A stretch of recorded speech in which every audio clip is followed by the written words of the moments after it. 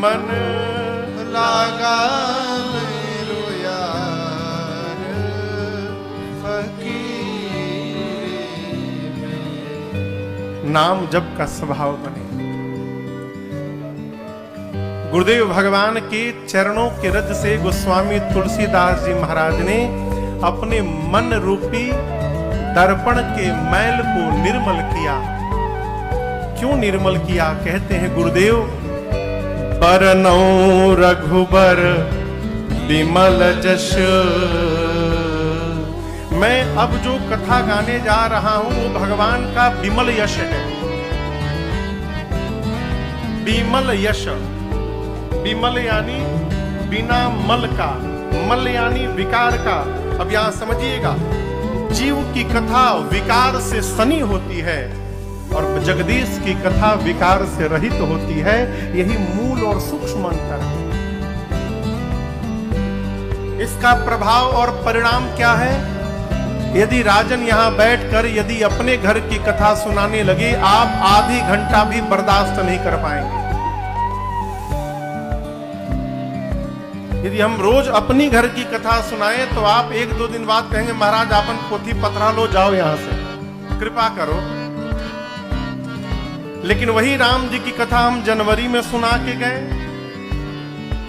नागपुर में, अब एक साल बीता नहीं, फिर दिसंबर में सुना रहे हैं। हरी कृपा होगी तो फिर सुनाया जाएगा 24 में। कहो, लेकिन आप एक ही कथवा बार बार सुनते फिर चले आ रहे सुनने। क्यों? ये जीव की कथा नहीं है, ये जगदीश की कथा है। ये विकार सहित कथा नहीं है, ये विकार रहित कथा। विमल जश, भगवान का यश विमल है। बरनौ रघुबर विमल जश, जो लायक पर पूज्यपाद गोस्वामी तुलसीदास जी कहते हैं, जो कथा मैं गाने जा रहा हूं, ये कथा जीव को 4 फल प्रदान करते हैं। जो दायक फल 4, ये 4 फल कौन है? आम, सेव, केरा, संतरा नहीं, ना ना।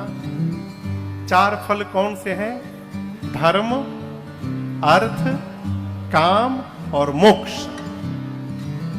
ये 4 पुरुषार्थ हैं। जीवन में मनुष्य को धर्म का चिंतन करना चाहिए। देखिए, ये चारों भी रखे गए तो इनका कारण है। 4 पुरुषार्थ हैं, धर्म, अर्थ, काम और मोक्ष। प्रारंभ में धर्म है, अंत में मोक्ष है, बीच में अर्थ है और काम है। इसको ऐसे भी रख सकते थे, काम, अर्थ, धर्म, मोक्ष। अर्थ, काम, मोक्ष, धर्म, ऐसे भी रख सकते थे, लेकिन नहीं। क्या है? धर्म, अर्थ, काम, मोक्ष। क्यों? जीवन में मनुष्य को सर्वकाल धर्म का चिंतन करना चाहिए। सब कुछ समाप्त हो जाए परंतु जीवन के केंद्र से कभी धर्म समाप्त होने न पावे, इसका सर्वकाल चिंतन करना चाहिए। तजो पिता प्रहलाद विभीषण, बंधु भरत महता। प्रहलाद ने धर्म के लिए पिता का त्याग कर दिया, विभीषण जी ने धर्म के लिए भाई का त्याग कर दिया है। भरत जी ने धर्म के लिए अपनी मां कैकेयी का त्याग कर दिया। जीवन में धर्म रखना है, धर्म पहले है, धर्म के बाद अर्थ है। यानी जीवन में अर्थ आवे, लेकिन वो अर्थ धर्म की छाया में आना चाहिए। धर्म के छाया के बिना जो अर्थ आएगा, घर में अनर्थ करके चला जाएगा। समझ रहे हैं बात को? धर्म की छाया में अर्थ है और धर्म पूर्वक जो अर्थ घर में आएगा, उस अर्थ का अन्न जब शरीर में जाएगा और उस अन्न से जिस मन का निर्माण होगा तो जीवन में कामना जागृत होगी। कैसी कामना? सात्विक कामना। कामना बुरी नहीं है, कामना हमको किस दिशा में ले जा रही है, इसका चिंतन करना है। अन्न, वैसा होवे मन, जैसी पीवे पानी वैसी होवे। धर्म की छाया में जो अर्थ आएगा, उस अर्थ से हमारी कामनाएं सात्विक होंगी और सात्विक कामनाओं का परिणाम जीवन में मोक्ष की प्राप्ति हो जाएगी। यही चारों पुरुषार्थ हैं। धर्म, धर्म से अर्थ, अर्थ से काम, और इन तीनों का समन्वय होगा तो मोक्ष तो स्वतः प्राप्त हो जाएगा। और ये चारों कैसे प्राप्त होंगे?